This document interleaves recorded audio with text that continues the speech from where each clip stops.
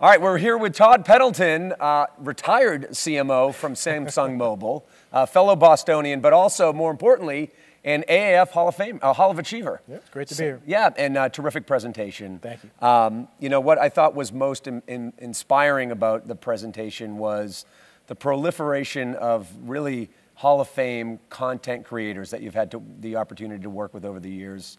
Hall of Fame athletes, Academy Award winners, Grammy winners. Yes. Talk a little bit about just content creation, branded content in general, and a lot of the work that you showed was really the epitome of branded content. Can you just talk about the evolution of that space? Yeah, I mean, I think most of all, it's about storytelling, as all great marketing is, and I think branded content in its form, and when we go into an idea and we go into actually creating marketing, the ethos was always about telling the best story, forgetting about the form and the length and really figuring out the media aspect of it secondary. So it's the making the meal, right? So not letting the ingredients drive the storytelling. And so get the story you want and then figure out the best form and function to tell that story. How different is it working with music versus working with athletes? So the Jay-Z Magna Carta story that you showed, that's very, very different than going to LeBron's home and shooting with him. And you talked a little bit about that. Can you expand? Yeah, I mean, I think both of them, epitomize excellence in what they do. And so there's ethos that sort of unite them as people and why we want to work with them. And I think, they're both just really great people as well, too. And so putting a spotlight on them and letting them be themselves was really, the fun of working together. And there's a relationship and a trust there and the way of doing things. And they know each other, and that's really how the relationship started with us at Samsung. So all of it was serendipitous and really created a nice campaign, a nice way of storytelling where they were able to tell their story without feeling like they were being marketed to or had to hold a Samsung product, things of that nature. And the majority of that unscripted, right? All of it. All of it. And so you give them direction, you just let it flow? You set up certain scenarios. On the Jay-Z piece, he invited, all those producers and Rick Rubin in. And Rick kind of led the day. And so he was a bit of a secret sauce that day, right? And so that was part of the magic on that one.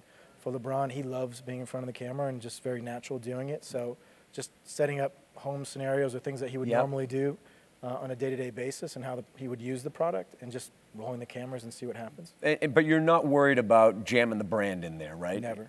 Yeah, Never. it's just, and that's it's almost like an afterthought, huh? It's definitely purposeful. I mean, I think we definitely want to show the product in a real-life use case and not force it. And not, hey, endorser, holding product kind of moment. But do it in a natural way that, how does this person use the product and how does it benefit his or her life? Yep. And then put a spotlight on that. Got to ask you about the Oscar selfie. Yes. A million people have taken credit for that. Yes. What's the real story, if you can share? It was a team of people, obviously, but at the end of the day, it was Ellen's idea to do the selfie. And was there a Samsung relationship with Ellen at the time? No. So the relationship was with ABC and with the Oscars. And, that really created the moment and the opportunity for that to happen. Yeah.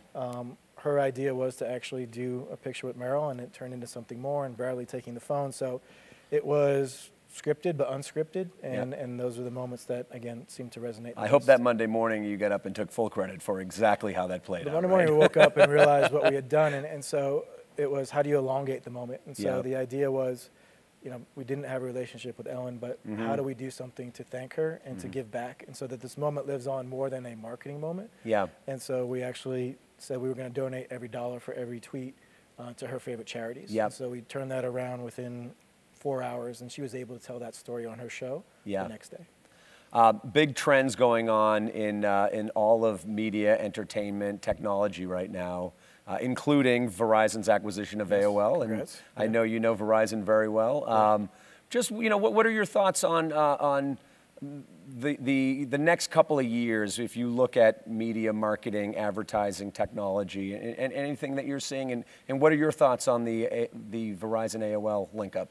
I think it's really smart. I mean, I think obviously as mobile becomes, again, more and more proliferated in how you actually digest content on a real-time basis, the world is so real-time.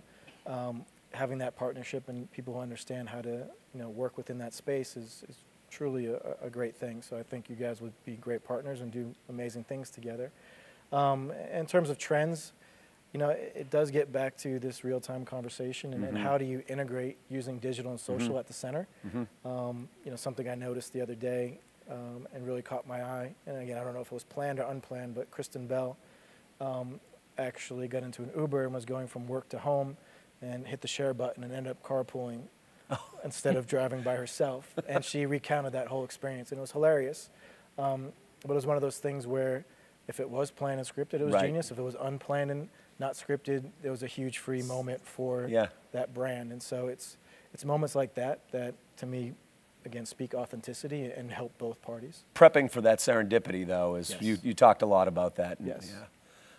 So I'm guessing in your retired state right now, you're probably consulting with some of your former retired partners like Mr. Jordan, and he retired and came back. Yes. Has he given you some tips on how to do that appropriately? Jay and I haven't spoken recently, but I think, you know, my retirement will be short-lived. I will have a comeback moment. It won't be a fax, but it will be something where, when the time is right, we will well, great. share what those opportunities we look forward to having you back in the industry. Appreciate it. Thanks, Todd. Thank you, man. You bet.